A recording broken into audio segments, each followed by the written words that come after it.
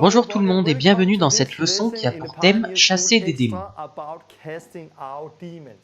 La dernière fois, j'ai posé les fondations, en parlant de comment Jésus chassait les démons, puis les 12 et les 70. Et que maintenant c'est pour quiconque croit, et ces signes suivent ceux qui croient. En mon nom, ils chasseront les démons.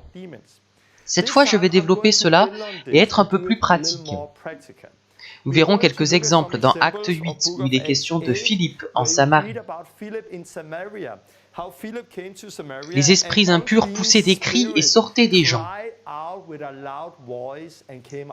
Et les boiteux étaient guéris et marchaient. Nous croyons que Jésus est le même aujourd'hui et c'est ce que nous devrions expérimenter aujourd'hui. Dans cette leçon, je montrerai plusieurs vidéos. En voici une de Hanovre en Allemagne il y a quelques jours où vous voyez ceci. Cette femme est venue me voir, le démon a commencé à crier et regardez ce qui s'est passé.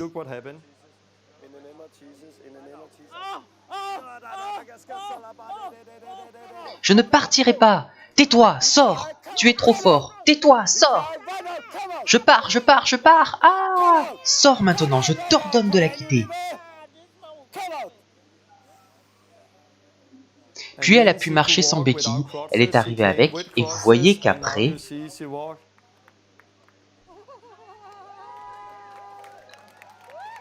Et il y avait une grande joie dans la ville, comme nous le lisons dans Acte 8. Nous allons regarder Acte 19 à propos de différentes choses, puis nous essayerons de rassembler tout cela. Quand est-ce qu'il est question de chasser un démon, du renouvellement de l'intelligence, et comment tout est question d'amour, car l'amour de Dieu peut vraiment nous affranchir.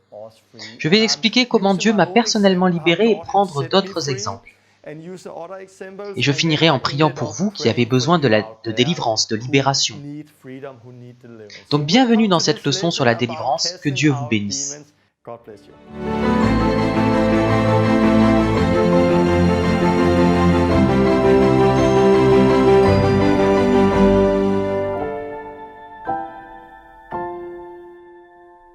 Bonjour tout le monde, nous sommes de retour avec de nouvelles leçons sur la délivrance. La dernière fois, j'ai parcouru les choses que vous voyez derrière moi. Comment Jésus a chassé les démons, comment il a appelé les 12 à le faire aussi. Comment les 70 l'ont fait, et maintenant c'est pour tous ceux qui croient. Nous avons aussi parlé du fait qu'il y a des gens religieux qui viennent en disant que ce n'est plus pour aujourd'hui et qu'il faut faire attention, etc. Dans cette leçon, je vais être un peu plus pratique. Je vais continuer là où je m'étais arrêté, mais de manière plus pratique, en expliquant comment ça marche. Chasser les démons, le renouvellement de l'intelligence, l'évangile. Donc si vous n'avez pas vu la leçon 21, je vous encourage à commencer par là, car cela vous donnera une meilleure vue d'ensemble de ce dont je vais parler maintenant. Je vais aussi vous montrer des vidéos dans lesquelles nous voyons le démon s'en aller et à quoi ça ressemble. Donc l'idée, c'est que vous fassiez l'expérience de la liberté et que vous puissiez aller chasser les démons, car c'est ce que nous sommes appelés à faire. Donc ça va être intéressant, je suis vraiment impatient. Je vais commencer avec une prière. Dieu, merci pour tout ce que tu fais. Merci Jésus parce que tu nous as donné l'autorité pour aller chasser les démons et guérir les malades. Tu nous appelles à prêcher l'évangile. Je prie que tu viennes et que tu utilises cette leçon pour ouvrir nos yeux et nos oreilles et que tu nous aides à être libres pour vivre dans la puissance, dans la vie que tu as pour nous. Viens avec ton Saint-Esprit et aide-moi à partager ce que tu veux que je partage. Au nom de Jésus, Amen. Ok, chasser les démons. D'abord, j'aimerais partager quelques témoignages, car beaucoup de choses se passent actuellement. À vrai dire, j'ai appris aujourd'hui que j'allais être invité dans la plus grande émission télé au Danemark. Dans quelques jours, lundi soir. Je serai en direct sur la plus grande chaîne danoise à 19h pour parler de la délivrance. Car plus tard, à 20h30 sur TV2, ils diffusent une émission dans laquelle je suis.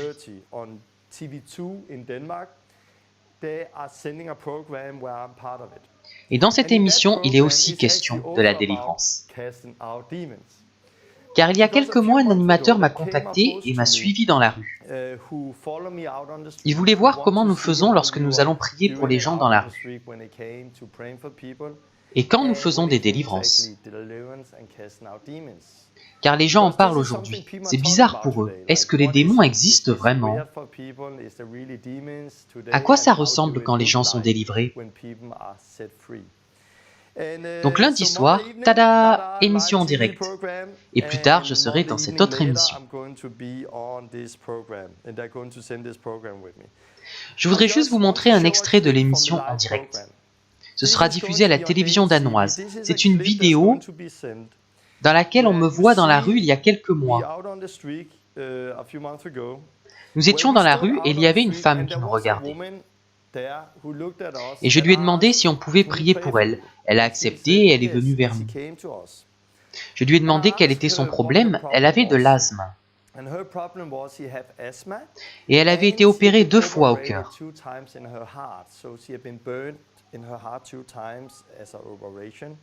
Et j'ai prié pour elle. Et vous allez voir que la plupart du temps, quand je prie pour les gens, je leur prends les mains et leur dis de se détendre. Puis je prie, je les guide dans une prière pour que Dieu vienne et les libère. Parfois, nous voyons une guérison se produire. D'autres fois, nous voyons un démon se manifester et une délivrance se produit. Ici, vous voyez la façon dont elle réagit. Vous voyez qu'elle recule et qu'elle commence à réagir. Donc il est évident qu'il y a quelque chose de démoniaque. Je vais vous le montrer. C'est en danois, mais je vais essayer de traduire.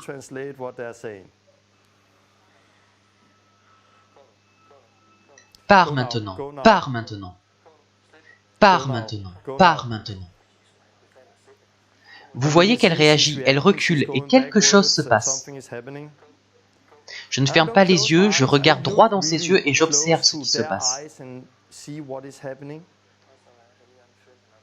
J'ai senti que quelque chose l'avait quittée, puis j'ai prié pour que le Saint-Esprit vienne sur elle. Tu as senti quelque chose? Oui, j'ai reculé. Qu'est-ce que c'était? Je ne sais pas ce que c'était. Oui, quelque chose en vous a réagi. Il y a aussi de la peur qui vous a quitté. Essayez de respirer de nouveau. Waouh, c'est vraiment différent d'avant. Essayez encore. Vous sentez que c'est parti? Où est-ce que je peux vous trouver dans quelques mois? Il est question de Jésus, pas de moi. C'était donc un extrait de l'émission qui sera diffusée au Danemark. Nous sommes appelés à chasser les démons. Nous ne devrions pas avoir peur de cela. Nous ne devrions pas avoir peur de le faire en public, à la télévision, ou dans la rue. Il y a souvent eu beaucoup de crainte dans l'Église en ce qui concerne le démoniaque. Mais dans la Bible, vous voyez qu'ils ne le cachaient pas. Ils ne disaient pas « Waouh, un démon, il faut faire attention !» Il faut aller dans une pièce fermée, là où personne ne pourra nous voir. Non. Dans la Bible, nous voyons que cela se produisait dehors, en public. Et nous avons l'autorité, non seulement pour guérir les malades, mais aussi pour chasser les démons. Quand j'ai prié pour cette femme, j'ai cru qu'elle avait besoin d'une guérison. Mais dès que j'ai prié, le Saint-Esprit est venu sur elle et le démon a commencé à se manifester. Et elle a été délivrée. Maintenant, beaucoup de gens vont pouvoir voir ça. Et je vais avoir la chance d'être dans une émission en direct pour en dire plus sur ce que Dieu fait. D'abord, nous aurons affaire à beaucoup de religieux et de non-croyants, et à des gens qui ne croient pas en ce que nous faisons. Mais nous rencontrerons aussi beaucoup de gens qui y croient. Au sujet des gens religieux, nous avons vu la dernière fois certaines choses qu'ils disent, pour essayer de créer de la peur en nous quant à la délivrance. L'un des exemples qui a souvent été utilisé pour générer de la peur chez nous, les croyants, et pour dire que c'est dangereux et que nous ne devrions pas chasser les démons, c'est dans Acte 19. Acte 19, 13, où il est question des 7 fils de Séva.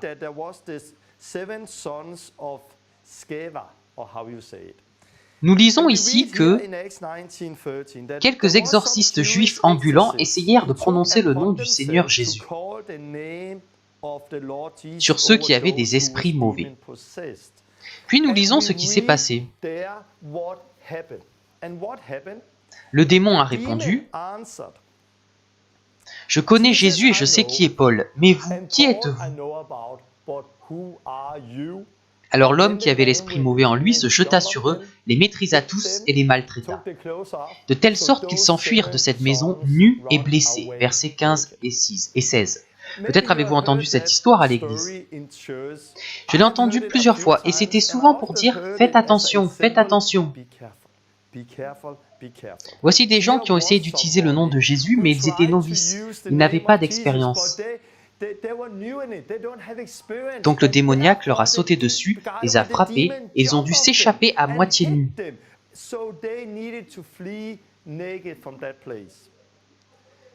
On vous a peut-être déjà donné cet exemple pour vous faire peur au sujet de la délivrance.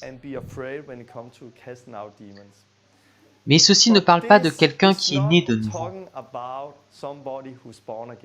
Il n'est pas question de 7 fils de Séva qui ont le Saint-Esprit et qui croient en Jésus. Ça parle de gens qui n'ont pas le Saint-Esprit en eux, qui ne connaissent pas Jésus. Nous en avons la certitude en lisant le texte dans le contexte. Chaque fois que vous lisez un passage, replacez-le dans le contexte. Essayez de lire ce qui est écrit avant et après le texte. Car en lisant ce qui est écrit avant et après ce passage, vous comprenez de quoi il est question. Après que les 7 fils s'enfuirent à moitié nus, nous lisons ceci. Cela, l'histoire des 7 fils, fut connue de tous les habitants d'Éphèse, juifs et non-juifs. La crainte s'empara de tous et on célébrait la grandeur du nom du Seigneur Jésus. Acte 19, 17.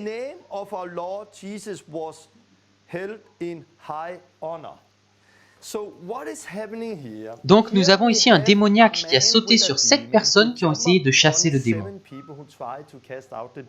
Et celles-ci sont reparties à moitié nues. Ce qui s'est passé ensuite, c'est qu'une grande crainte s'empara des gens. Et ils louèrent Jésus, ils louèrent Dieu. Cela n'a aucun sens.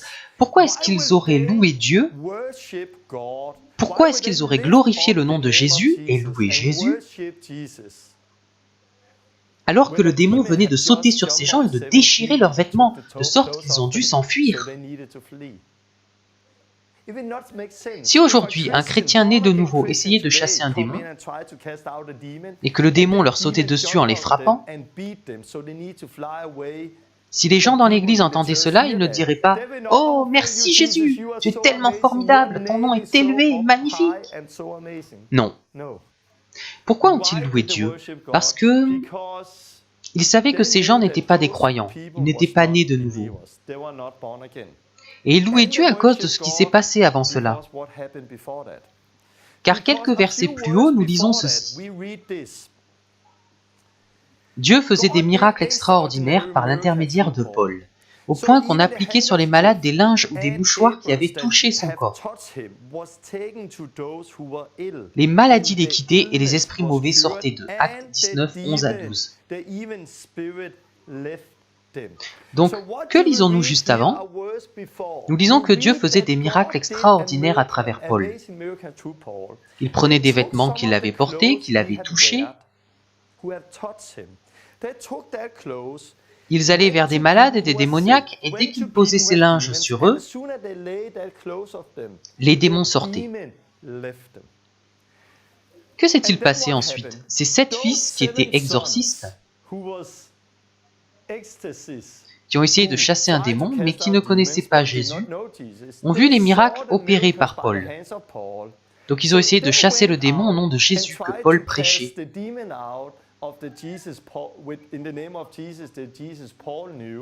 Et le démon leur a sauté dessus. Et les gens ont vu la différence entre cette alternative New Age, des non-croyants qui essayent de chasser un démon, et la vraie vie à travers Paul. Et quelle a été la conséquence de cela? Le nom de Jésus a été élevé et Beaucoup de croyants venaient reconnaître publiquement ce qu'ils avaient fait. Un grand nombre de ceux qui avaient pratiqué la magie apportèrent leurs livres et les brûlèrent devant tout le monde. Actes 19-18. Donc ici, nous voyons l'histoire complète. La conclusion, ce n'est pas que nous devrions avoir peur de chasser les démons, car ce ne sont pas des croyants nés de nouveau. La conclusion, c'est que par le nom de Jésus, nous avons l'autorité. Et les gens ont vu la puissance par les mains de Paul. Puis certaines personnes qui pratiquaient la sorcellerie ont essayé d'utiliser le nom de Jésus. Mais cela n'a pas bien marché. Et les gens ont vu la différence entre ces gens qui pratiquaient la sorcellerie et la vraie vie. Et que s'est-il passé? Beaucoup d'entre eux sont venus ensuite confesser ce qu'ils avaient fait et ont apporté leurs livres et les ont brûlés en public. Pour quelle raison? Pourquoi travailler avec la sorcellerie quand on peut avoir la chose authentique? Pourquoi travailler avec de faux dieux alors qu'on a le nom de Jésus, alors que Jésus est vivant? Nous voyons la même chose aujourd'hui. Quand on commence à voir la puissance de Dieu, à voir comment le Saint-Esprit travaille, les gens apportent leurs objets et les brûlent en public. Les gens détruisent leurs objets. Ils ne veulent plus avoir affaire à la sorcellerie. C'est ce que nous avons vu en Allemagne il y a quelques semaines. Nous avons visité une famille à Berlin. C'était la deuxième fois que nous allions là-bas. Et nous avons vu des démons sortir des gens. Des nouvelles personnes sont venues et elles ont été délivrées. Elles sont tombées et le démon est parti. Et elles ont alors été guéries et délivrées. Cette famille avait aussi beaucoup de choses liées à la sorcellerie, comme dans Actes 19. Donc ils ont rassemblé toutes ces choses. Et vous voyez qu'ils avaient beaucoup d'idoles. Et qu'est-ce qu'ils ont fait? Ils ont tout détruit. Voici donc avant, après. C'était comme ça. Et puis ils ont tout détruit. Pourquoi? Parce qu'ils ont vu la vraie vie. Ils ont vu de quoi il s'agissait. Et c'est ce que nous devons faire aujourd'hui. Nous devons voir la puissance de Dieu. Nous ne devrions pas avoir peur de chasser des démons. Ici, Paul l'a fait publiquement, dans la rue. Il y a des gens qui ont été délivrés de démons. Il y a des gens qui ont vu cela et qui ont essayé de faire la même chose, mais ils n'ont pas réussi. Car il y a seulement de la puissance dans le nom de Jésus. Et le résultat de cela, c'est que beaucoup se sont repentis. Pourquoi? Car les gens recherchent l'authentique. Donc qu'est-ce que nous voyons? Jésus a chassé les démons, il a appelé les 12 à le faire, puis les 70, et maintenant c'est pour tous ceux qui croient, c'est pour vous et moi. J'aimerais apporter un autre exemple de la Bible, dans le livre des Actes, avec Philippe. Livre des Actes, chapitre 8. Nous lisons ceci à propos de Philippe. Philippe descendit dans la ville de Samarie et il prêcha le Christ. Acte 8, 5. Et nous devons faire la même chose, proclamer Christ. Mais nous savons que le royaume ne consiste pas en paroles seulement, mais aussi en puissance. Donc, les foules tout entières étaient attentives à ce que disait Philippe.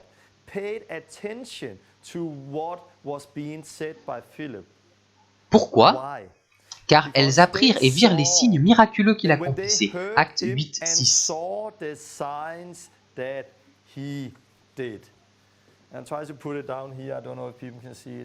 C'est ce que nous lisons ici. Voici les signes qui accompagneront ceux qui auront cru. En mon nom, ils chasseront les démons.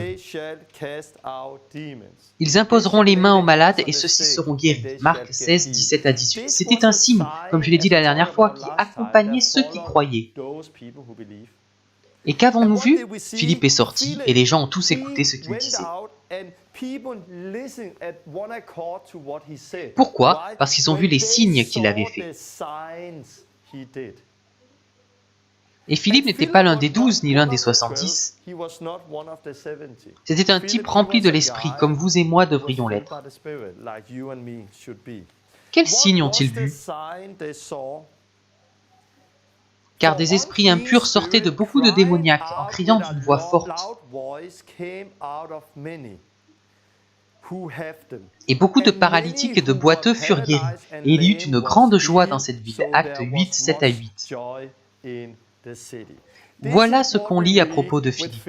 Il est arrivé en Samarie, et ces signes accompagnent ceux qui croient. Donc les gens ont écouté Philippe.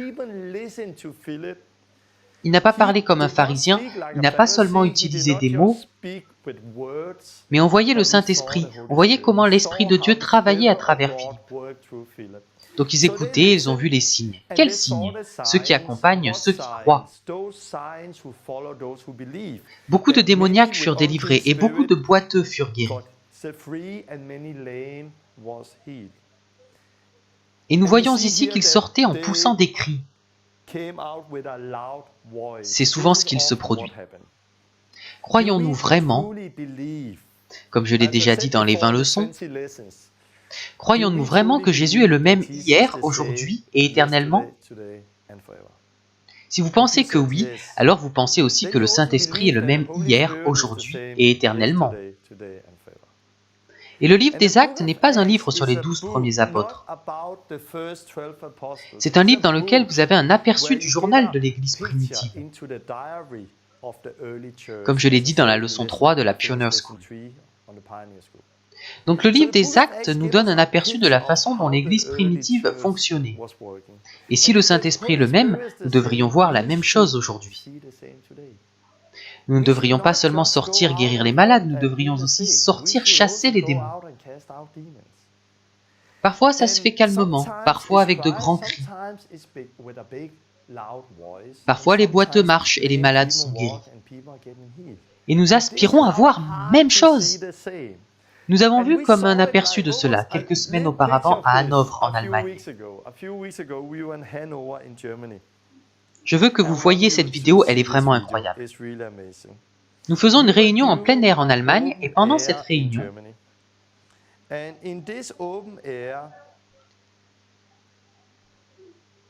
une femme est venue me voir. Il y avait 700 personnes à cette réunion. Une femme est venue et avant même que je prie pour elle, elle s'est mise à manifester. Ce n'est pas évident sur la vidéo, mais elle est venue avec une canne. Elle marchait avec une béquille. Elle avait des problèmes pour marcher. Donc elle est arrivée en boitant avec la béquille. Et à ce moment-là, c'était presque comme avec Philippe. Le démon est sorti en poussant des grands cris et la boiteuse a pu marcher. Donc c'était à Hanovre et ça ne dure que 30 secondes. Essayez d'écouter ce que le démon disait. Je ne veux pas partir, etc. Vous êtes prêts? Au nom de Jésus. Je ne partirai pas. Tais-toi. Tu es trop fort. Tais-toi, sors. Je pars, je pars, je pars. Ah. Sors maintenant. Je t'ordonne de la quitter.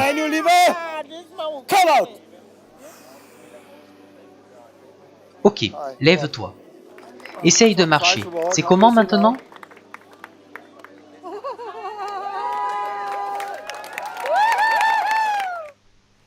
Alléluia. Ici, vous avez une illustration d'Acte 8. Comme Philippe en Samarie, nous étions à Hanovre, à l'extérieur, en public. Une femme est venue avec une canne, car elle avait un problème pour marcher.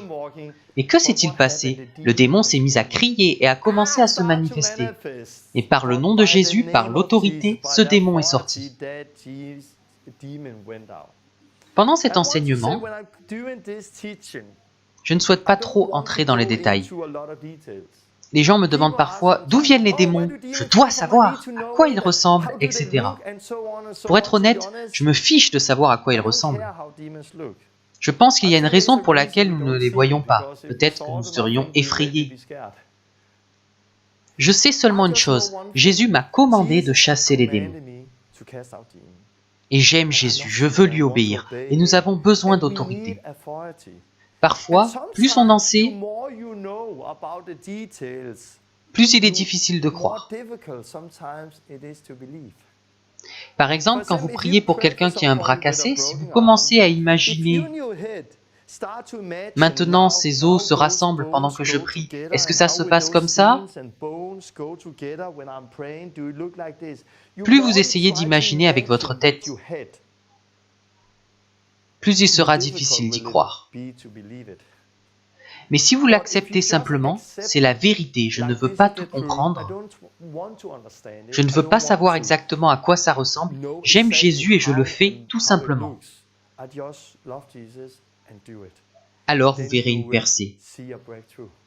Nous chassons des démons toutes les semaines et parfois c'est de plus en plus fort. Nous avons vu des délivrances incroyables. Et je reviens toujours à la simplicité. Dans Matthieu 17, vous lisez qu'un homme avait un fils qui avait un démon. Et ils ont amené cet enfant aux disciples, et les disciples n'ont pas réussi à chasser le démon. Quand Jésus est arrivé, il a réprimandé les disciples pour leur manque de foi et a délivré cet enfant. Puis il leur dit que cette sorte ne sort que par la prière et par le jeûne.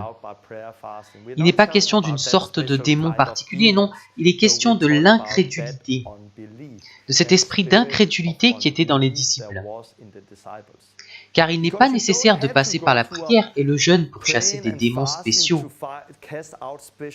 Les démons sont tous les mêmes. Nous avons toute autorité dans le ciel et sur la terre pour chasser les démons.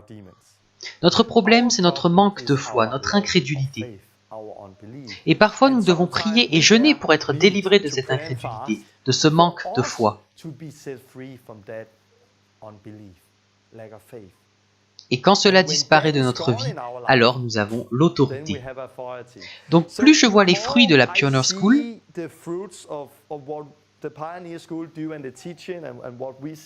plus j'en reviens à la simple foi.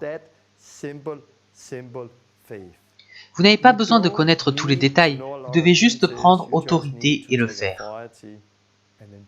Sachez que Jésus est mort sur la croix, il a la victoire. Il est ressuscité, il est allé au ciel et il a envoyé son Saint-Esprit ici-bas. Maintenant, c'est nous qui sommes envoyés à la place de Christ, comme son corps, pour continuer le travail.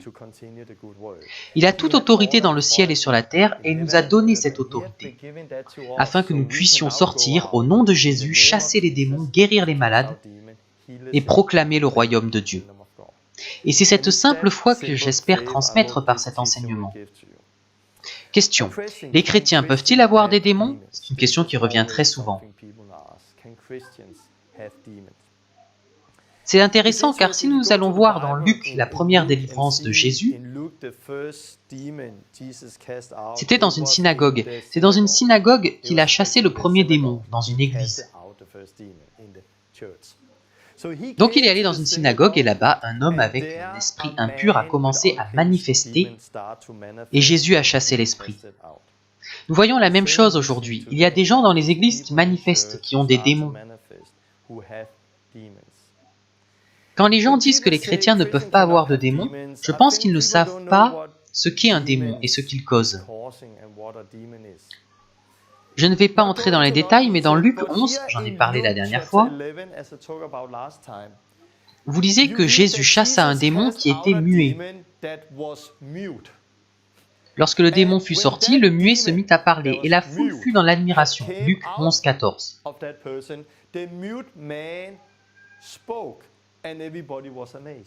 Donc ici est venu à Jésus quelqu'un qui ne pouvait pas parler. Il avait une maladie, il était muet. Sa maladie était causée par un démon muet. Donc quand Jésus a chassé ce démon muet, cet homme qui était muet a pu parler.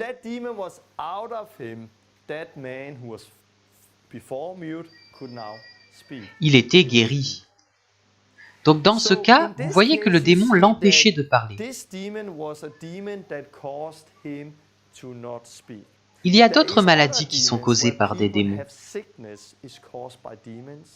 Ça peut être la surdité, le mutisme. Jésus a guéri un aveugle en chassant un démon.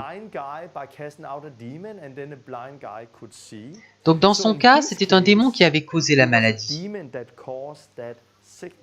Je ne dis pas que c'est la même chose à chaque fois, car nous lisons aussi que Jésus a guéri un autre aveugle, mais sans chasser un démon. Il a juste imposé les mains sur lui et celui-ci a retrouvé la vue.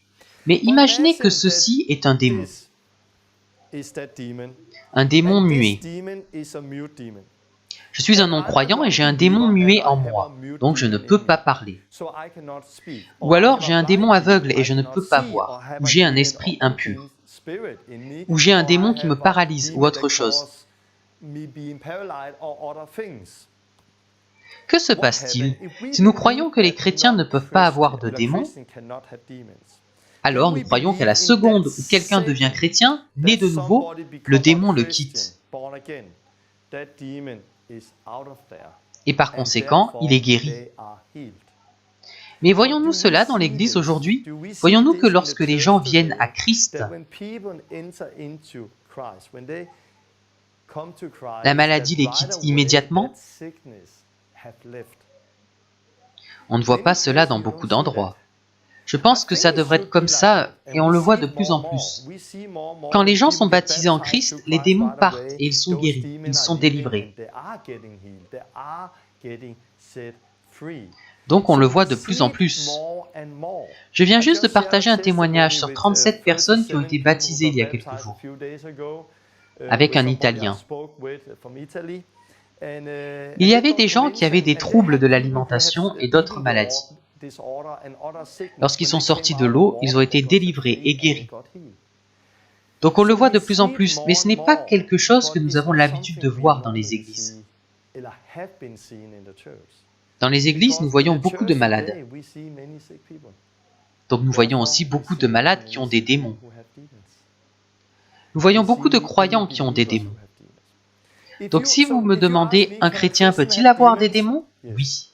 Devrait-il en être ainsi? Non, non. Je crois que dans l'Église primitive, ils prêchaient un autre évangile que celui que nous prêchons actuellement. Un évangile radical sur la repentance, le déni de soi et le fait de se détourner de ses péchés. Puis quand ils étaient baptisés en Jésus-Christ, ce n'était pas juste un symbole, c'était radical.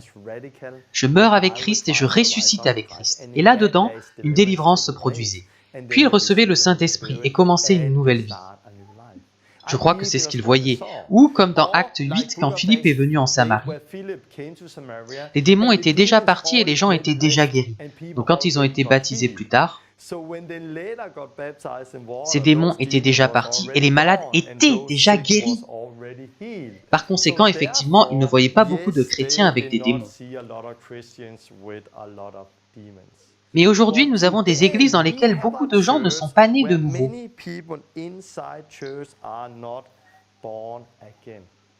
Ils ne sont pas vraiment nés de nouveau, ils n'ont pas compris la repentance, le baptême d'eau et le Saint-Esprit. Donc est-ce que je crois que les chrétiens devraient avoir des démons? Non. Je ne crois pas que les chrétiens devraient divorcer et se remarier encore et encore. Je ne crois pas que les chrétiens devraient vivre dans le péché. Je ne crois pas qu'ils devraient poursuivre la richesse et vivre leur propre vie. Non, je ne crois pas que les chrétiens devraient faire ceci et cela. Mais nous vivons un temps où nous voyons beaucoup de gens qui se disent chrétiens dans les églises,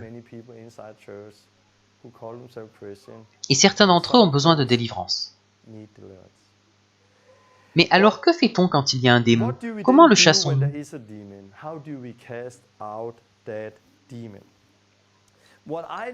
Parfois, ça vient automatiquement. Vous commencez à parler à quelqu'un et immédiatement, vous voyez qu'il y a un démon. Ou alors, vous commencez à prier et il se manifeste et vous voyez qu'il y a un démon. Donc quand vous voyez qu'il y a un démon, vous le chassez, simplement. D'autres fois, on ne sait pas s'il y a un démon ou pas, et je vais en parler. D'abord, je vais vous montrer une vidéo. C'était il y a quelques jours, ici, à Aalborg. Nous avions un Kickstart.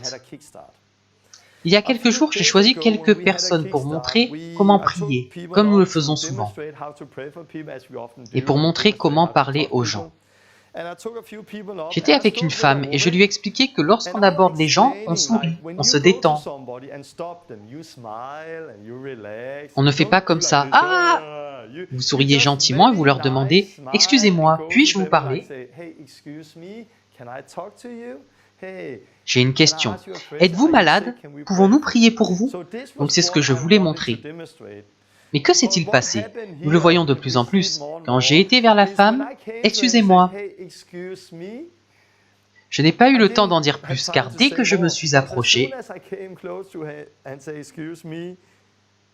tout le monde a vu qu'il y avait un démon, car elle s'est mise à crier.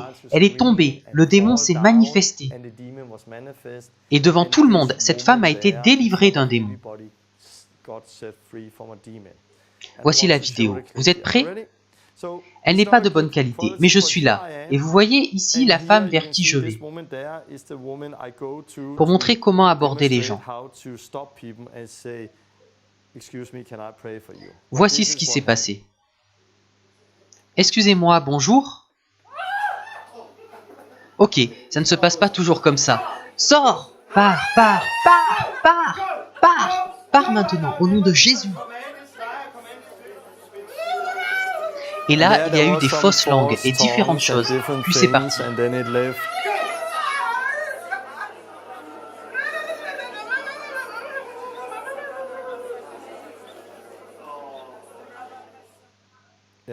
Donc c'était court, mais que s'est-il passé ici? Nous allons vers quelqu'un et dès que nous lui parlons, quelque chose réagit. Je dirais que plus nous vivons avec Jésus et nous approchons de lui, plus nous reconnaissons l'autorité que nous avons et plus nous verrons cela. Plus nous verrons que les démons se manifestent dès que nous parlons à la personne. Nous avons plein d'histoires de gens qui viennent ici et ne se sentent pas bien. Des choses réagissent tout de suite. Donc, c'est ce qui se produit parfois. Ce qui se produit souvent, c'est que nous ne sommes pas sûrs que la personne ait un démon. Dans ce cas, nous commençons à parler avec la personne. Je veux vous montrer une vidéo, c'était en Nouvelle-Zélande. Un type est venu, et quand je lui ai parlé, il m'a dit qu'il avait un problème avec le Saint-Esprit. Il avait beaucoup de peur. Et il n'était pas facile pour lui de prier en langue. Il avait vraiment peur, car il avait un arrière-plan très, très religieux. Et il sentait qu'il y avait quelque chose en lui qui réagissait contre cette liberté et contre le Saint-Esprit. Donc en parlant avec lui et en l'écoutant, j'ai pu ensuite dire « Ok, je ne pense pas qu'il s'agisse seulement d'un renouvellement de l'intelligence. Je pense qu'il n'est pas simplement question de l'évangile, je pense que c'est d'ordre démoniaque. » Donc j'ai pris ses mains et j'ai prié avec lui. Puis je l'ai guidé dans une prière par laquelle il s'est repenti de ses fautes et de l'esprit religieux. Et quand nous faisons cela, nous commandons simplement à l'esprit de partir. Souvent, nous voyons même une manifestation avant. Je vous encourage à essayer ça. Priez pour eux, puis dites « Esprit, sors, sors, sors ! Esprit religieux, je te commande !» Comme Jésus ici, cet homme avait un problème, il était muet. Donc il a ordonné à l'esprit muet de partir. Si quelqu'un me dit « j'ai un problème de dépression », je dirais « esprit de dépression, pars maintenant ». S'il y a un problème avec la peur, esprit de peur, sors maintenant. S'il y a un problème avec une maladie qui se déplace dans le corps, esprit de maladie, sors maintenant.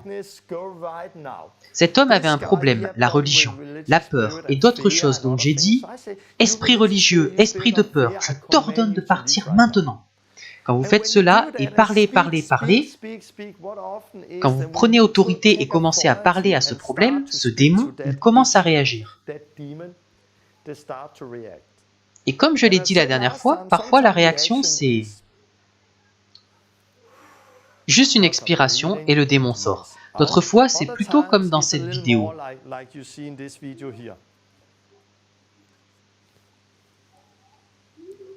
Sors maintenant, au nom de Jésus. Sors, esprit, sors, sors. Donc vous voyez, je prends simplement autorité et je lui ordonne de partir. Sors au nom de Jésus. J'ai senti que quelque chose a été enlevé et je me suis senti libre, j'ai senti la paix de Dieu à nouveau. Seigneur, je te remercie de m'avoir libéré. Donc c'était un exemple. Il y a beaucoup de vidéos comme celle-ci dans notre film et sur YouTube. Je vous encourage à en regarder. Donc que faisons-nous?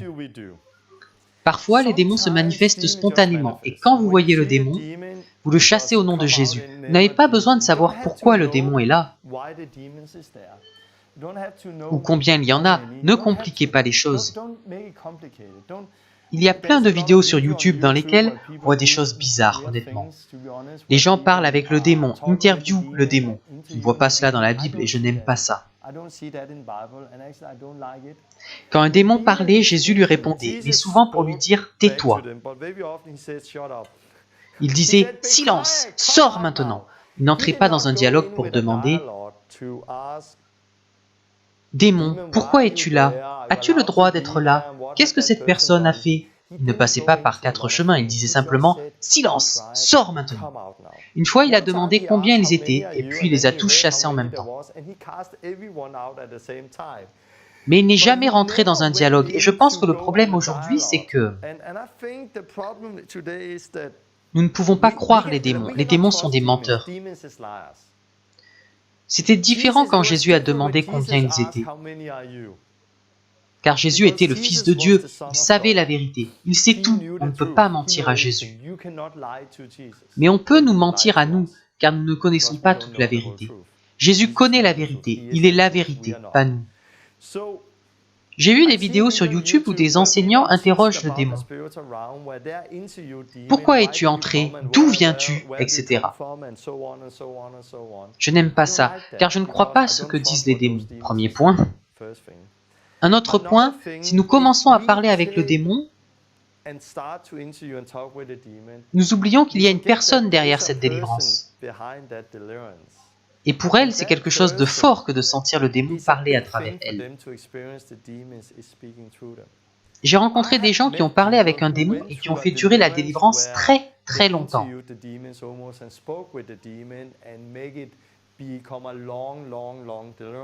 Et oui, la personne a peut-être été délivrée à la fin, mais ensuite elle a des problèmes avec la peur. Car le fait qu'un démon prenne le contrôle et parle à travers notre corps n'est pas une bonne expérience. Donc je pense qu'il faut le faire rapidement et ne pas faire un tas de choses. Prenez simplement autorité, etc. Les gens me demandent parfois pourquoi je crie. Parfois je crie car je ne veux pas que les gens entendent le démon. Il crie donc je crie plus fort. Parfois je crie parce que honnêtement, parfois je ne veux pas écouter ma peur. J'ai un peu peur parfois. Et je ne veux pas écouter la peur, alors je crie, je prends autorité. Je sais que je ne suis pas entendu parce que je parle fort, mais si un chien très sale rentrait dans la maison,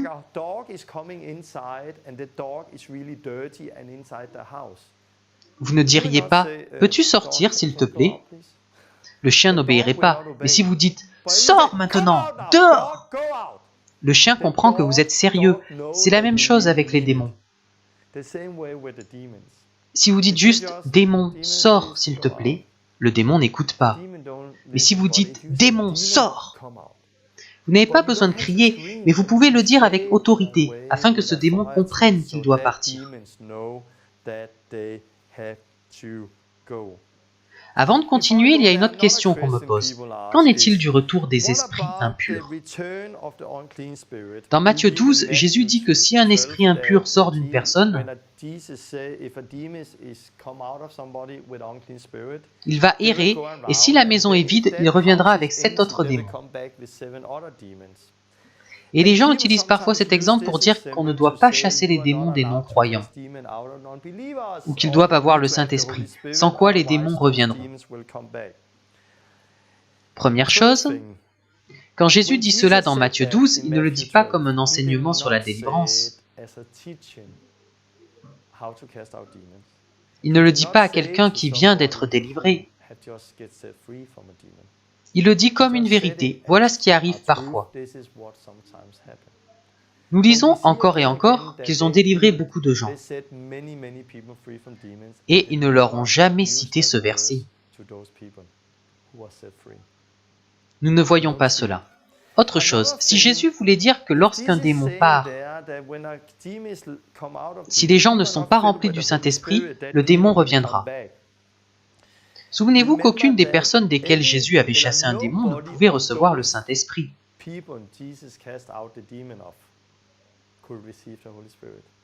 Aucune. Car il n'y avait pas de Saint-Esprit sur terre à l'époque où Jésus y marchait. Donc quand il chassait les démons, certaines personnes ont dû attendre peut-être 3 ans avant de pouvoir recevoir le Saint-Esprit. Donc Jésus chassait ces démons tout en sachant qu'ils ne pouvaient pas recevoir ou ne recevraient pas le Saint-Esprit.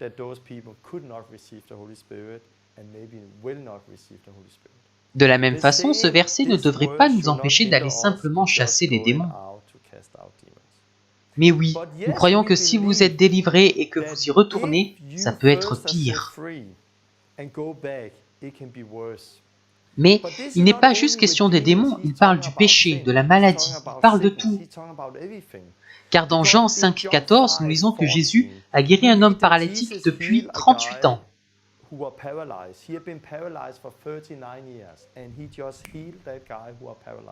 Jésus ne lui a rien dit, il a simplement guéri. Plus tard, il l'a rencontré dans le temple et il lui a dit « Voici, tu as retrouvé la santé, ne pêche plus. » De peur qu'il ne t'arrive quelque chose de pire. Jean 5,14. Donc ici, Jésus dit à un paralytique qui a été guéri « Ne pêche plus, de peur qu'il ne t'arrive quelque chose de pire. » Ce que nous sommes appelés à faire, c'est de guérir les malades et de chasser les démons. Parfois, vous sentez qu'après leur délivrance, vous devez leur dire « Tu dois arrêter de pécher maintenant. Tu dois te détourner de ton mode de vie, car sinon ça va être pire. » Parfois, vous sentez que vous devez le dire, parfois non, comme nous le lisons dans la Bible.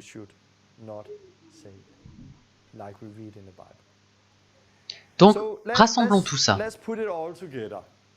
Nous avons dit que Jésus a chassé les démons. Les 12 et les 70 l'ont fait. Et ces signes accompagnent ceux qui croient. Nous avons vu que Philippe était l'un de ces croyants. Et les gens écoutaient ce qu'il disait quand ils ont vu les signes qui le suivaient. Quels étaient les signes? Beaucoup de démoniaques étaient délivrés et beaucoup de malades étaient guéris. C'est la même chose pour vous et moi aujourd'hui. Nous avons autorité. Vous n'avez pas besoin de savoir beaucoup de choses. Vous devez juste savoir que Jésus l'a accompli à la croix et que vous pouvez le faire. Vous n'avez pas besoin de savoir pourquoi le démon est là, combien il y en a. Vous n'avez pas besoin de rentrer dans les détails. Si vous rencontrez quelqu'un qui commence à réagir et que vous savez qu'il y a un démon, prenez simplement autorité et commandez au démon de partir. Parfois, c'est comme ça. Et vous voyez, vous savez qu'ils sont libres. Dans d'autres cas, ils se détendent. Et vous n'êtes pas sûr, alors vous leur demandez « Comment ça va? Tu te sens libre ?»« Oui » ou « Non, je sens qu'il y a encore quelque chose. »« Ok, nous allons continuer à prier. » Puis vous priez et vous lui commandez de partir. Donc, on nous a donné l'autorité pour chasser les démons. Nous n'avons pas besoin de demander la permission. Nous le faisons simplement. Cela dit, tout n'est pas démoniaque, comme je l'ai dit la dernière fois. Les démons, nous chassons, la pensée, nous renouvelons. Nous ne chassons pas la pensée et nous ne renouvelons pas le démon. Nous chassons le démon et renouvelons la pensée. Et parfois, ce n'est pas assez. Parfois, nous avons vraiment besoin de l'Évangile. Je vais essayer de rassembler tout ça et d'expliquer comment je procède. Si un démon se manifeste après que vous ayez parlé avec quelqu'un ou prié pour une maladie, vous prenez simplement autorité et vous le chassez. Quand les gens vous demandent « Peux-tu prier pour moi? J'ai un problème. » Vous pouvez dire « Ok, quel est ton problème ?» Vous pouvez ensuite vous faire une image pour savoir de quoi ils ont besoin d'être délivrés.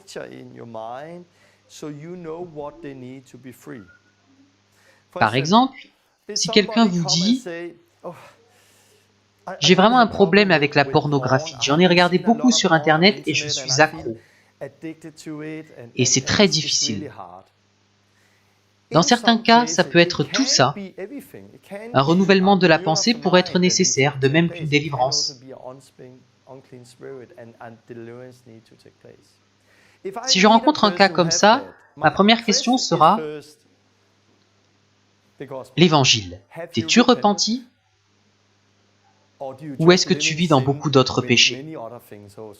Ou est-ce que c'est juste ça qui est difficile à lâcher? T'es-tu repenti? As-tu un nouveau cœur? Autre question, as-tu été baptisé dans l'eau après ta repentance? Et as-tu reçu le Saint-Esprit? Car la Bible dit que celui qui pêche devient esclave du péché.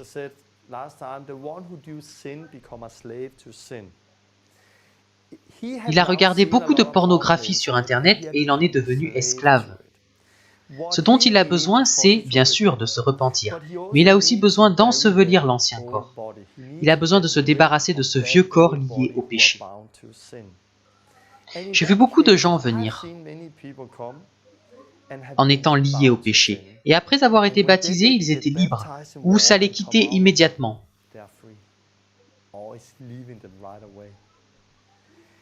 Donc je demanderai, qu'en est-il de ça, ça et ça? Et s'il dit, je me suis repenti, j'ai été baptisé, j'ai le Saint-Esprit, je parle en langue, alors je dirai, ok, prions et voyons ce qui se passe. Puis je prendrai ses mains et le guiderai dans une prière de repentance. Je ne sais pas si c'est un esprit ou si c'est juste un renouvellement de la pensée. Donc je travaille avec tout en même temps. Donc je le guide dans une prière de repentance. Et dès qu'il a prié et demandé pardon, je vais parler comme s'il y avait un démon. Je dirai, esprit impur, sors, je te commande de partir maintenant. Pars maintenant, pars maintenant. J'ordonne à cet esprit, esprit impur, esprit d'addiction, esprit de pornographie, je te l'ordonne, sors de lui. Quitte-le maintenant. Et je parlerai comme s'il y avait quelque chose. Souvent, après 10-15 secondes,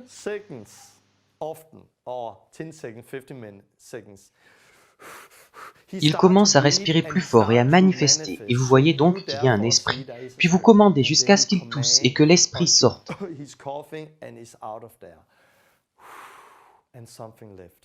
Puis je dis, c'est parti, mais maintenant tu dois renouveler ta pensée.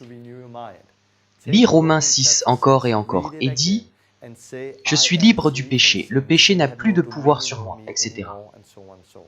Voilà comment je procéderai avec lui. Si je prie pour lui mais qu'il n'y a aucune manifestation, alors je dirai, ok, je ne crois pas qu'il y ait un démon, car nous avons autorité. J'ai parlé et il ne s'est rien passé. Je pense donc que tu dois simplement renouveler ta pensée. Tu dois comprendre que tu es libre. Puis je l'encouragerai à lire Romains 6 et à prier jusqu'à ce qu'il comprenne de quoi il s'agit. Et alors il fera l'expérience de la liberté. Un autre exemple. Une femme me dit, j'ai des troubles de l'alimentation. Ok. Comment ça a commencé?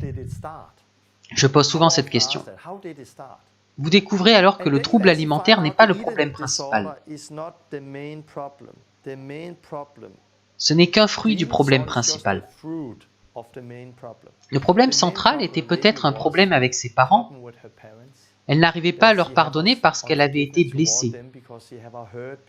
Ou alors elle a vécu quelque chose à l'école, ou bien quelqu'un l'a harcelée. Donc j'ai un problème, mais je veux aller à la racine du problème. Dans ce cas, je sais que ça peut être démoniaque. Ça a peut-être commencé comme une blessure, de l'amertume et du non-pardon. Mais cela pour ouvrir la porte à quelque chose de démoniaque. Donc je lui demanderai, et l'Évangile, t'es-tu repenti? Es-tu baptisé d'eau et du Saint-Esprit? Si ce n'est pas le cas, je m'essayerai et partagerai l'Évangile avec elle. Si c'est ok à ce niveau-là, je lui demanderai, es-tu prête à pardonner ceux qui t'ont blessé? Es-tu prête à lâcher prise? Pourquoi? Car je ne sais pas si c'est un démon ou un renouvellement de la pensée. Et peu importe, je veux travailler avec la pleine liberté, avec tout en même temps. Si c'est juste un démon, ils n'ont pas besoin de pardonner. Vous pouvez juste chasser ce démon. Mais si elle a des problèmes avec le pardon,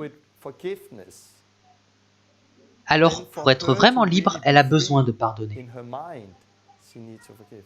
J'espère que vous comprenez cela. Donc, que ferai-je avec elle? Je la guiderai dans une prière. Es-tu prête à pardonner ces gens qui t'ont harcelé à l'école? Es-tu prête à pardonner tes parents et à lâcher prise? Et si c'est le cas, je prendrai ses mains et je la guiderai dans une prière de confession. Je pardonne ces gens, je pardonne mes parents. Puis, dès que j'ai fini, je dis « Lâche prise, liberté, liberté, liberté !» Je parle à ce démon, je commande à cet esprit de la quitter maintenant. J'ordonne à cet esprit de partir au nom de Jésus. Et je prends autorité sur cet esprit de trouble alimentaire. Je dis simplement « trouble alimentaire ». Comme Jésus, il y avait un muet, il a dit « Esprit muet, sors !» Ici, c'est un trouble alimentaire, donc je dis « Trouble alimentaire, sors !» Si son problème est la dépression, dépression, sors. Si c'est la peur, peur, sors. Donc chaque fois que je rencontre quelqu'un qui a besoin d'une guérison ou d'une délivrance, je lui demanderai quel est son problème. Il dira que c'est ça, ça et ça. Ainsi, je me fais une image. Ça peut être le renouvellement de la pensée, ça peut être un démon, et il y a de la puissance dans l'évangile. Donc je parlerai avec elle, la guiderai dans une prière, repentance, pardon, lui partagerai l'évangile, et puis je prendrai autorité. Et dans beaucoup de cas, dès que vous prenez autorité et commandez au démon de partir, que se passe-t-il? Il commence à manifester et le démon s'en va. Parfois vous commandez au démon et rien ne se passe.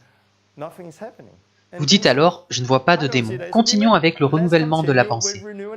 Continuons à comprendre qui tu es en Christ, car il ne semble pas y avoir de démon. Voici donc comment je procède souvent. Un autre exemple. Quelqu'un est dépendant à la cigarette. J'ai rencontré beaucoup de gens qui ont été libérés par le renouvellement de leur pensée et en arrivant à la compréhension que c'est un péché et qu'ils doivent lâcher prise. Mais j'ai aussi rencontré des personnes pour lesquelles il fallait prier et commander à l'esprit d'addiction de partir. Et après avoir toussé ou craché quelque chose, elles étaient libres. Donc c'est comme Jésus avec les aveugles. Parfois il a juste guéri, parfois il a chassé un démon. Donc pour chaque maladie et addiction, ça peut être un renouvellement de la pensée. Et ça peut être un démon. Et dans bien des cas, l'évangile fait tout le travail. Car dans l'évangile, il y a le renouvellement et la repentance. Il y a l'ensevelissement de l'ancienne vie dans l'eau et il y a le Saint-Esprit, la puissance pour vivre la nouvelle vie. Autre chose, avant de parler de ma propre vie et de donner quelques exemples, au sujet de la délivrance, je crois qu'il est important pour les gens de comprendre ce qu'est la vie normale. Car je rencontre des gens qui pensent avoir beaucoup de problèmes avec les démons, mais ce n'est pas le cas. Ils sont simplement humains, simplement normaux. Par exemple, j'utilise souvent cet exemple dans mes réunions. Parfois, quand je conduis, j'ai une pensée. Que se passerait-il si je roulais en sens inverse et rentrais dans un camion? Il m'arrive d'avoir cette pensée, mais si dans une réunion je demande combien ont parfois cette pensée, il y a probablement 30 ou 40% des gens qui lèveront la main. Ce n'est pas un problème majeur pour moi, ni pour la plupart des gens, car nous savons que quand une pensée arrive, oh, laisse tomber. Car nous savons que nous n'allons pas le faire, et nous sommes libres de ne pas le faire. Mais il y a des gens qui ont si peur des démons, et qui voient des démons partout, que lorsqu'ils ont cette pensée, ils vont de réunion en réunion en demandant la prière.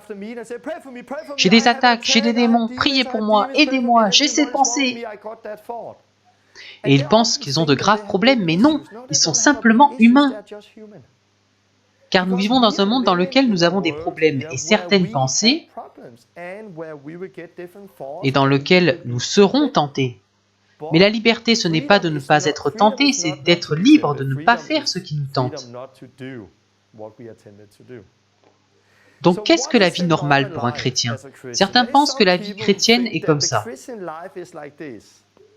Vous commencez votre marche chrétienne et youhou, c'est très facile. Il n'en est pas ainsi. C'était peut-être comme ça avant que vous deveniez chrétien. Mais après, je dirais que ça ressemble plutôt à ça.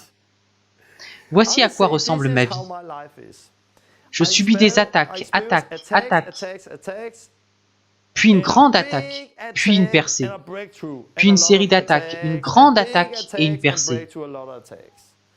Et je pense que notre vie de chrétien ressemble souvent à cela. Imaginez que je sois sur un lit d'hôpital et que l'électrocardiogramme affiche ceci. Bip. Si l'électrocardiogramme affiche ceci, je suis mort. Il devrait plutôt ressembler à ça. Bip, bip, bip, bip. Je dirais que c'est la même chose pour les gens. Si votre vie est comme ça, vous êtes mort. Vous devez revenir à la vie avec Jésus. Vous devez vivre pour lui. Car dès que vous devenez vivant pour Jésus, je parlerai des attaques dans d'autres vidéos, vous expérimenterez des attaques délirantes. Une histoire. Certains d'entre vous ont entendu comment j'ai rencontré ma femme. Après être devenu chrétien, j'ai été à un concert et là j'ai entendu Dieu me parler. Torben. Oui, celle qui se tient derrière toi sera ta femme un jour. Je me suis retourné, je l'ai vue et j'ai su que c'était ma femme, celle que Dieu avait pour moi. Je lui ai seulement souri puis je suis rentré à la maison. Sur le retour, j'ai dit à mon ami « Hey, je viens de rencontrer ma femme !» Je ne sais pas son nom, ni son âge, ni d'où elle vient, mais Dieu m'a dit que cette fille en robe sera ma femme un jour. Je suis rentré à la maison et j'ai dit « Dieu, tu dois nous réunir, je ne sais pas où elle vit. » 3 mois plus tard, il nous a réunis et aujourd'hui, nous sommes mariés depuis 20 ans et avons 3 enfants. Voilà pour faire court, et beaucoup ont entendu cette histoire. Mais beaucoup n'ont pas entendu notre histoire. Après quelques années de mariage, j'ai expérimenté certaines de ces attaques. Et un jour, il m'est venu à l'esprit, avec presque la même voix qu'avant, «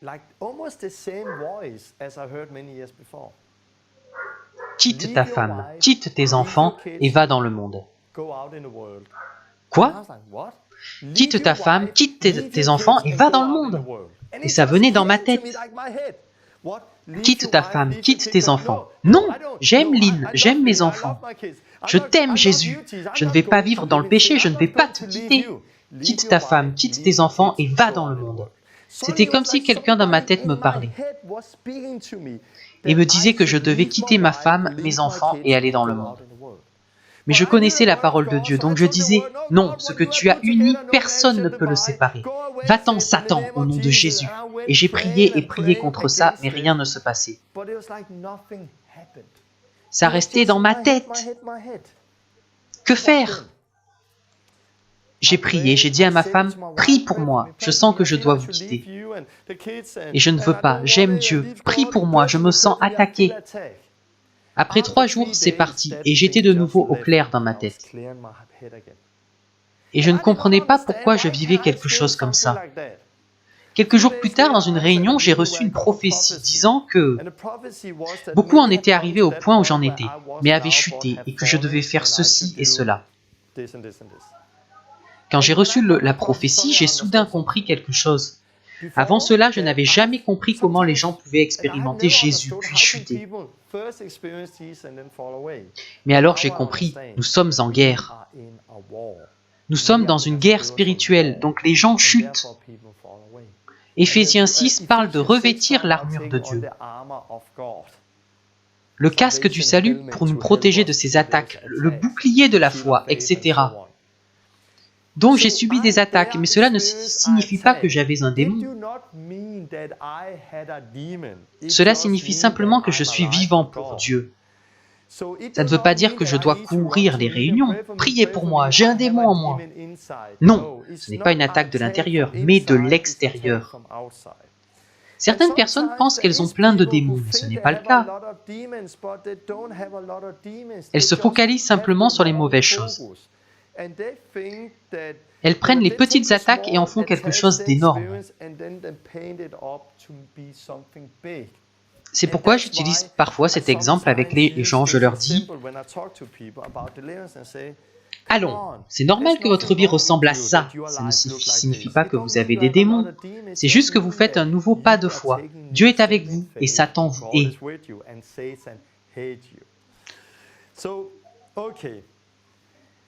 Au sujet de la liberté, ma vie.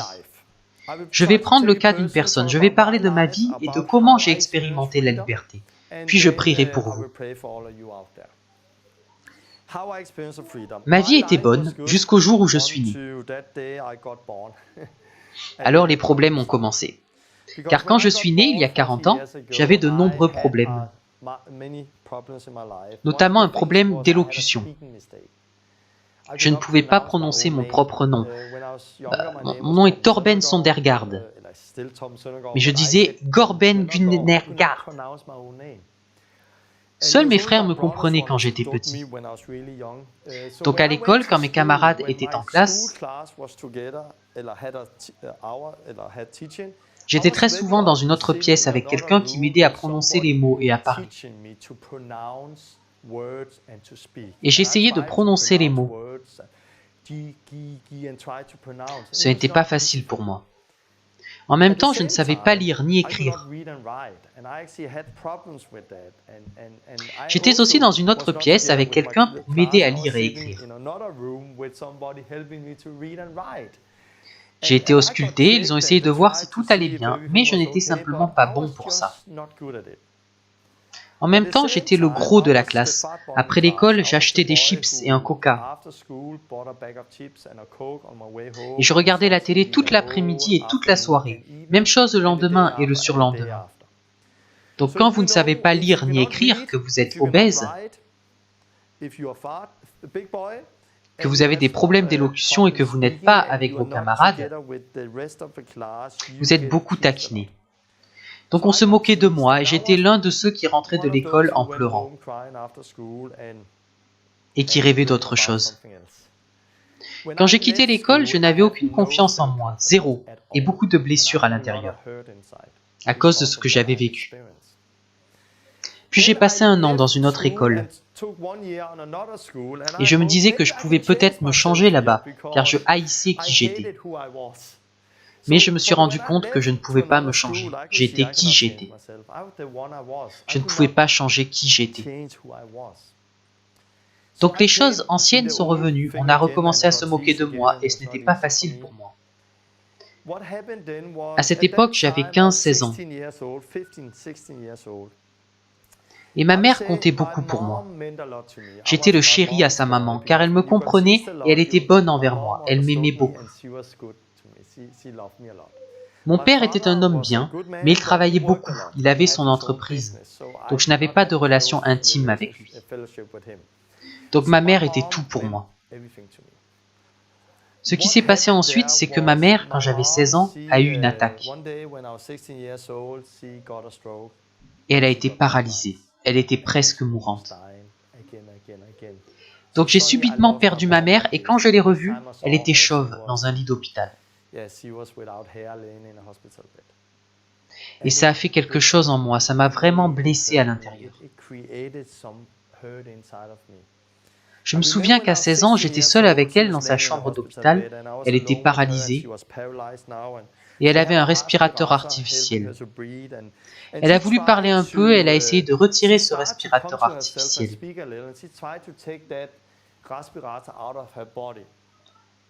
J'étais à côté, je disais « Non maman, ne fais pas ça ». Elle réessayait, je disais « Non maman, ne fais pas ça ». Puis elle m'a dit avec une grosse voix « Laisse-moi faire ou je te tue ». Et je m'en souviens encore, comme si c'était hier. Quand elle a prononcé ces paroles, c'est comme si un couteau m'avait transpercé et tué. Quelque chose s'est brisé en moi. Elle est restée à l'hôpital pendant 1 an et demi et pendant cette période, j'ai été beaucoup blessé.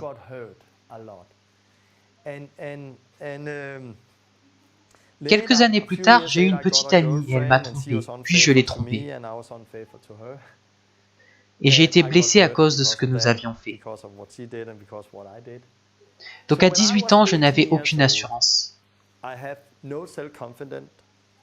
J'avais du mal à lire et à écrire. J'avais juste lu un petit livre de toute ma vie. J'ai été beaucoup blessé par ce qui s'est passé avec ma mère et j'ai construit un mur autour de moi. Car quand vous êtes blessé, vous construisez un mur pour vous protéger et ne pas être blessé à nouveau. Donc personne ne pouvait m'approcher. Personne ne pouvait me parler d'émotions et de sentiments. J'avais vraiment un problème avec ça. Je me moquais des autres ou je les repoussais quand ils s'approchaient. Et je ne croyais pas en l'amour non plus, car j'avais été blessé par ma copine.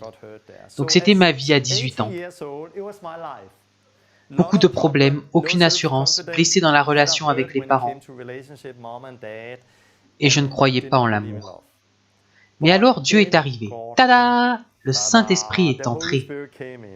Et quand le Saint-Esprit, quand Dieu est entré, j'ai su que rien n'est impossible à celui qui croit.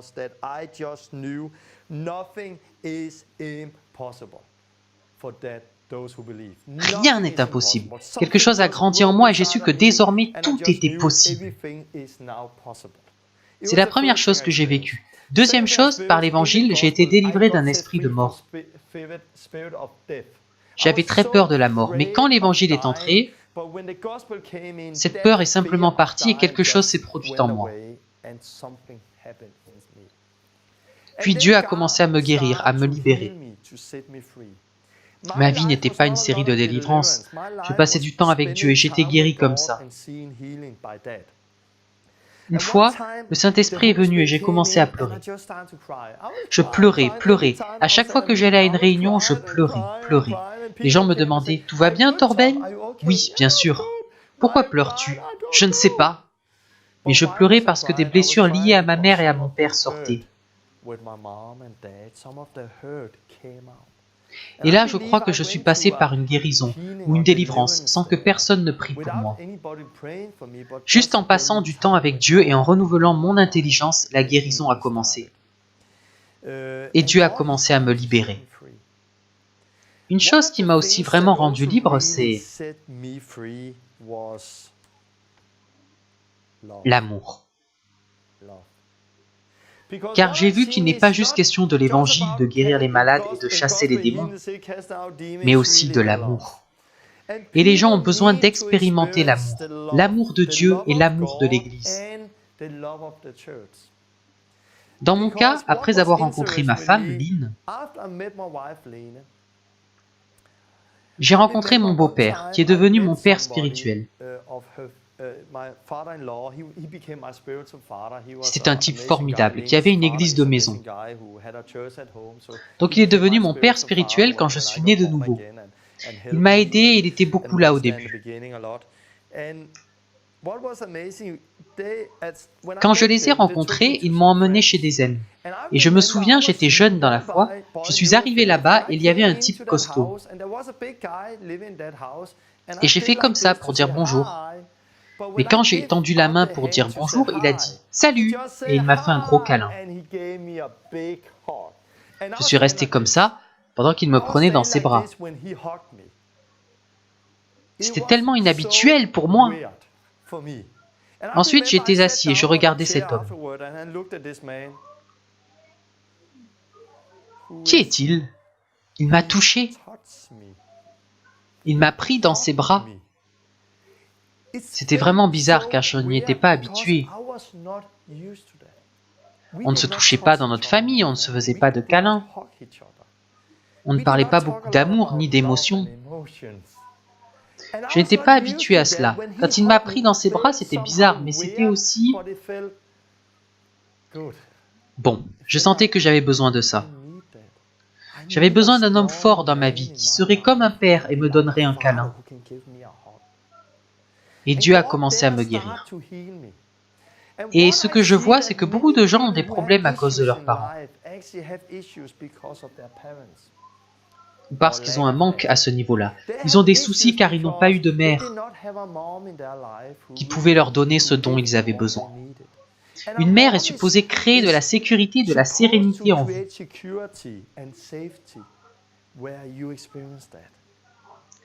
Un père est supposé créer de la foi en vous. Tu peux le faire. Allez, monte plus haut, plus vite, tu peux le faire. Allez, tu es cool, tu peux le faire, tu es incroyable. Un père est supposé générer cette assurance, disant « tu peux le faire ». Notre problème aujourd'hui, quand nous conseillons et parlons avec les gens, c'est qu'ils n'ont pas ces parents dans leur vie, comme moi, qui pouvaient créer cette fondation. Et beaucoup de gens ont des problèmes qui remontent à cela. Donc quand je conseille les gens, je demande souvent « Comment était la relation avec ton père et ta mère ?» Beaucoup d'entre nous ont besoin de leur pardonner. Parfois, nous devons chasser les démons. Parfois, nous devons juste donner de l'amour aux gens et leur faire un gros câlin. Ce qui s'est passé pour moi, c'est que j'ai eu ce câlin. Et ensuite, j'ai apporté ça dans ma famille. Donc, nous avons commencé à nous faire des câlins dans ma famille. J'avais en quelque sorte introduit cela. Mais certaines choses étaient difficiles pour moi. Je me souviens, il y a quelques années en Moldavie, nous étions passés par l'Allemagne, la Pologne, la Roumanie, puis la Moldavie. C'était un long voyage. Nous étions loin et avions fait toute cette route avec ma famille. Et nous allions rentrer à la maison en passant par l'Ukraine, etc. Donc j'ai écrit à mes parents. J'ai écrit « Salut papa et maman, tout va bien, etc. » Et à la fin, j'ai écrit « Je vous aime ». D'habitude, je n'écrivais pas cela, mais je me sentais loin et je ne savais pas si j'allais survivre.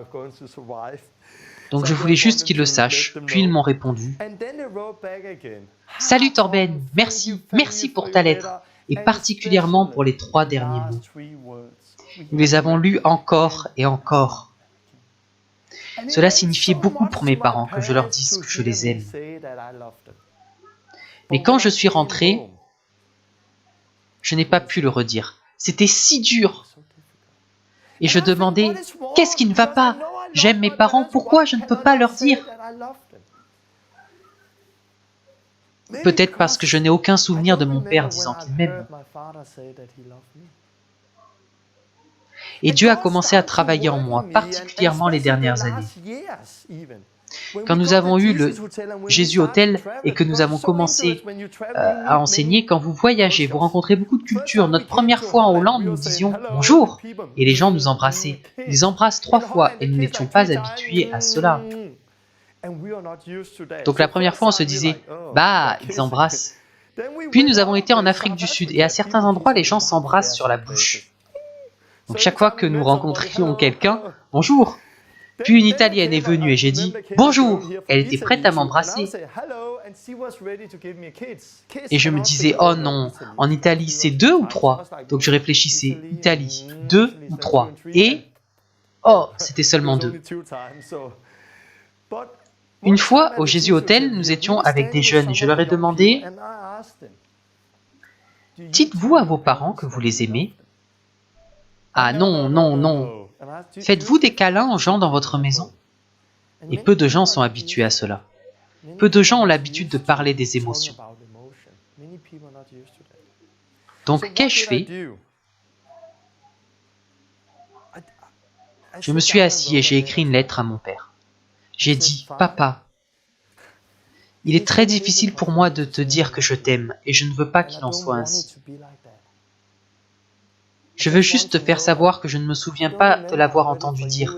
Je ne dis pas ça pour critiquer, mais nous n'avons pas l'habitude de faire ça, et je veux juste te dire que je t'aime. » D'habitude, il répondait, mais là, non. Donc j'ai dû l'appeler après quelques jours. « As-tu reçu la lettre? »« Oui, merci, mais je ne sais pas quoi répondre. »« Oh, pas de problème. » Je suis allé les voir, et moi et mon père, il a 78 ans, pour la première fois, nous avons été nous promener entre père et fils. Et nous en avons parlé. Il a dit, « Torben, au sujet de ta lettre, effectivement, nous n'avons pas l'habitude de nous toucher et de nous faire des câlins. Et je ne t'ai pas dit que je t'aime, parce que mon père ne m'a jamais dit qu'il m'aimait. Je n'ai pas l'habitude de cela. » Et le fait d'entendre ces mots a provoqué quelque chose en moi. Ce n'est pas que mes parents ne m'aimaient pas, mais ils ne savaient simplement pas comment le dire, car ils étaient eux-mêmes influencés. Et il y a vraiment une liberté là-dedans. Et beaucoup d'entre vous ont le même problème. Certains d'entre vous ont déjà été touchés quand j'en ai parlé. Et vous vous dites, c'est moi.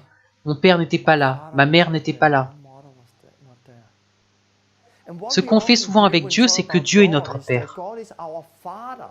Mais nous faisons descendre Dieu à un niveau humain. Donc si nous avions un Père qui n'était pas présent, qui nous blessait, qui nous frappait, ou qui n'avait pas de temps pour nous, on se dit que Dieu est comme ça, il n'a pas de temps pour nous, il nous frappe, il ne nous aime pas. Mais Jésus a dit, si donc, vous qui êtes mauvais, vous avez donné de bonnes choses à vos enfants, à combien plus forte raison le Père Céleste donnera-t-il l'Esprit Saint à ceux qui le lui demandent? Donc Jésus dit que nous, ici, qui sommes mauvais, pouvons faire de bonnes choses. Mais Dieu qui est là-haut est tellement plus fort, plus bon, plus pur et plus aimant que n'importe quel Père sur la terre. Nous ne devrions jamais rabaisser Dieu à un niveau humain et l'imaginer comme notre Père terrestre. Et je crois qu'il y a beaucoup de gens qui ont besoin de pardonner leurs parents.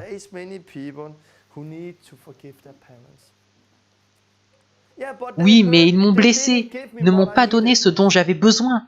Oui, pardonne-les. Il y a tellement de puissance dans le pardon. Jésus sur la croix a dit, « Père, pardonne-leur, car ils ne savent pas ce qu'ils font. » On se dit, bien sûr qu'ils savaient ce qu'ils faisaient, ils l'ont cloué sur la croix. Non, ils ne savaient pas. Ces Romains qui ont cloué Jésus sur la croix n'étaient pas libres. Ils étaient influencés par les Romains, par la peur, et par énormément de mensonges. Ils ne savaient pas qui était vraiment Jésus, sinon ils n'auraient pas fait ça. Donc ils l'ont fait en étant influencés par d'autres. C'est la même chose avec votre mère, votre père. Donc ils l'ont fait en étant influencés par d'autres, avec les gens qui nous ont fait du mal à l'école, qui se sont moqués de nous, qui nous ont volés, etc.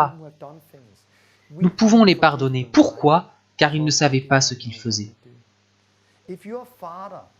Si votre père, votre mère était libre et n'était pas influencé par Satan et par ce monde, et par une enfance pendant laquelle ils n'ont pas non plus expérimenté l'amour, les câlins, le pardon,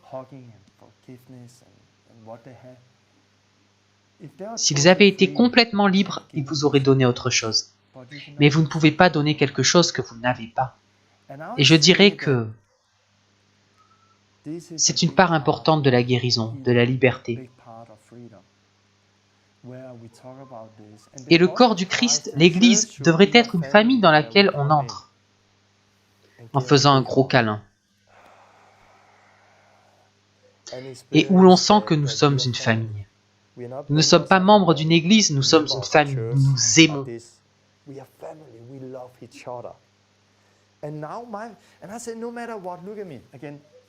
Je ne savais pas lire ni écrire et j'avais beaucoup de soucis. Mais Dieu m'a libéré. Mon père ne m'a jamais dit qu'il m'aimait, j'ai été blessé. Ma mère était malade, j'ai été blessé. Mais Dieu m'a rendu libre et maintenant je suis un père pour beaucoup de gens. Il y a des gens, des jeunes, parfois vous n'avez pas besoin de beaucoup parler, vous devez juste les prendre dans vos bras. Vas-y, je crois en toi, je crois en toi. Donc je vais terminer. Nous avons l'autorité pour chasser les démons. Quand c'est un démon, nous n'avons pas besoin de savoir beaucoup de choses, nous devons juste le chasser. Mais parfois ce n'est pas une délivrance qu'il nous faut. Parfois c'est un renouvellement de notre intelligence. Parfois c'est l'évangile, mais très souvent c'est juste l'amour. L'amour couvre une multitude de péchés. Expérimentez la famille, l'amour. Si je rencontre quelqu'un et que je parle de ces choses, je lui dis souvent « Qui es-tu? Quel est ton bagage? Qu'est-ce qui a fait ce que tu es ?» Maintenant que tu as entendu l'enseignement, quelle est ton histoire? Certains diront « Oh, j'ai des problèmes avec ma mère, mon père. » Ou « J'ai perdu un ami il y a quelques années, je souffre encore. » Ou « J'ai été harcelé à l'école et ça a ouvert la porte à quelque chose. » Ou « Je vivais dans un grand péché et je n'ai jamais réussi à lâcher prise. » Ou j'ai un problème avec une maladie, avec ci et ça. Après avoir entendu leur histoire, vous saurez alors s'il faut commencer avec l'Évangile ou avec une délivrance, ou avec un renouvellement de l'intelligence. Ou peut-être que c'est tout ça en même temps. Peut-être qu'ils ont juste besoin de pardonner leurs parents. Alors nous prions pour eux et nous commandons à toute blessure, tout esprit de non-pardon de partir. Puis ils pleurent et nous les prenons dans nos bras. Il y a la liberté et la guérison là-dedans. Très souvent, nous l'avons fait ici avec les étudiants. J'ai parlé de ça. Et il y a des gens qui se sont effondrés en pleurant. Et très souvent, quelque chose commence ici. Par exemple, quand ma mère est tombée malade, je n'ai pas pu pleurer pendant des années. Mais quand le Saint-Esprit est venu, j'ai pleuré, pleuré, pleuré. Cette guérison a pris plusieurs mois. Il a fallu du temps pour que tout sorte. Comment savons-nous qu'une personne est vraiment libre? Ce n'est pas toujours facile à voir. Parfois, on peut se demander « Eh, peut-être que j'ai besoin de plus de liberté ?» On ne se focalise pas sur notre problème, mais sur la bonne chose à faire. Mais parfois, les choses font surface et alors, on s'en occupe, on prie pour ça. Et on voit ce qui est nécessaire, l'évangile, chasser un démon, renouveler l'intelligence ou autre chose. J'espère que vous avez tiré quelque chose de cet enseignement. Ce n'est pas facile à faire quand je ne sais pas qui vous êtes, qui écoute. Si vous étiez en face de moi, ce serait beaucoup plus facile.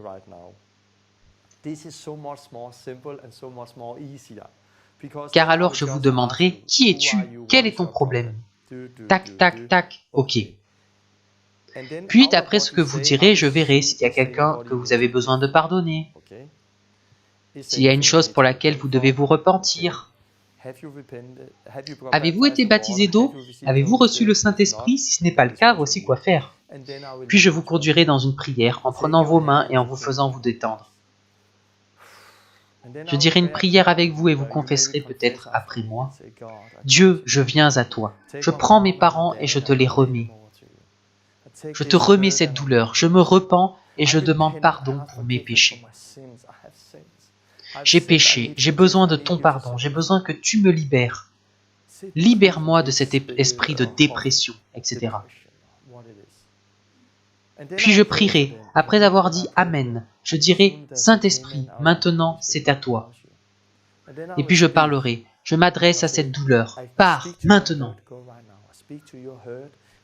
Non, pardon avec la mère, le père, pars maintenant. Esprit de non-pardon, pars maintenant. Esprit de dépression, pars maintenant. Esprit d'infirmité, pars maintenant. Je parle à cet esprit de trouble alimentaire, quitte-la. Je parle, je parle, je parle. Et souvent il se passe quelque chose. Gardez les yeux ouverts pour voir les manifestations. Parfois vous voyez qu'ils partent, parfois vous n'êtes pas sûr, alors vous leur demandez. Et puis vous demandez au Saint-Esprit de les remplir. La meilleure chose à faire, c'est d'essayer.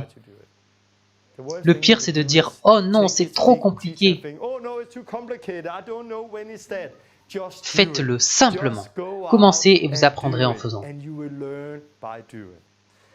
Ok, prochaine leçon dans quelques semaines. Je vais d'abord en Israël et en Jordanie pour des réunions, puis nous ferons la prochaine leçon. Et si vous avez des questions sur cette leçon, je peux y répondre dans la prochaine. J'espère que vous en avez tiré quelque chose. Je vais terminer en priant pour vous. Maintenant que vous avez écouté cela, j'aimerais prier pour vous. Êtes-vous malade? Posez la main sur la partie malade. Si vous avez le cœur blessé, posez votre main dessus. Je vais prier avec vous. Et si vous avez besoin de pardonner des gens qui vous ont blessé, alors c'est une décision. Décidez dans votre cœur que vous voulez pardonner maintenant. Et priez avec moi. Je les pardonne immédiatement. Je pardonne mes parents. Ce qu'ils ont fait, ce qu'ils n'ont pas fait. Je lâche prise sur cette douleur. Je prends tout ça et je te le remets, Jésus. Puis je prierai que Dieu, le Saint-Esprit, vienne. Si vous avez besoin de plus, allez sur notre carte et trouvez quelqu'un près de chez vous. car c'est souvent quelque chose qui nécessite de prendre le temps de s'asseoir et parler. Et vous avez besoin de quelqu'un près de chez vous pour le faire, ou vous pouvez venir à un séminaire, etc.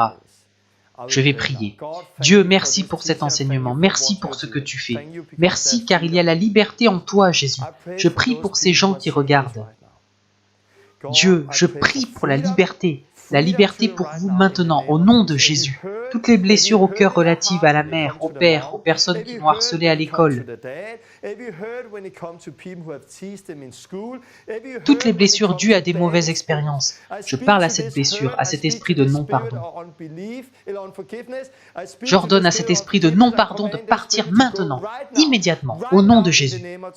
Je parle à cette blessure, pars maintenant. Je parle à cette maladie, cet esprit impur. Je te l'ordonne, quitte cette personne maintenant. Je proclame la liberté et la vie au nom de Jésus.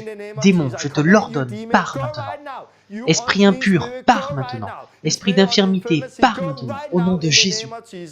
Je m'adresse à toi, esprit de dépression, esprit de peur, pars maintenant, au nom de Jésus.